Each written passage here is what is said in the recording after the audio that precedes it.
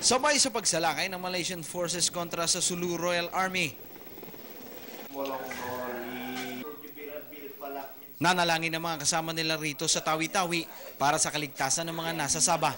Barak kawataan ang pulis sahabat ni Rasul Layan main amin. Yung noon pa, yung Friday pa, yung bakbakan nila doon. Wala na kami kontak. Oo. Ano? Kasi makaawa naman ang mga tao doon. Pero balot man ang pangamba, tanggap na raw ng anak ng Radyo Muda ang posibleng sapitin ng grupo nito sa kamay ng mga Malaysian Forces. Sana ang case na to makadating doon sa United Nations para peace na, wala na gulo. Muli rin silang nanawagan sa pamahalaan na makialam na sa gusot. Pero maray nilang tinanggi ang pahayag ni Pangulong Aquino na may kasabwat umuno silang taga-dating administrasyon sa pagsugod sa Sabah.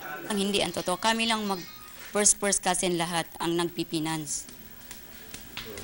At mga suporta ng mga relatives namin. Walang politiko. Walang politiko. Muli ring binanata ng mga kiram dito sa Tawi-Tawi ang Malaysian government. Diyan naman ang ebidensya, pinakita ng lahat. Kung sila ang may-ari ng Sabah, ba't sila nagre-rent sa amin? Nagbabayad. Taon-taon nagbabayad. Giit pa ng pamilya Kiram, walang atrasan sa pagbawi ng sultanato ng Sulu sa Sabah. Patuloy naman ang pagbabantay sa kanila ng mga otoridad para maiwasan ang pagpunta ng ilang miyembro ng kanilang grupo sa Sabah.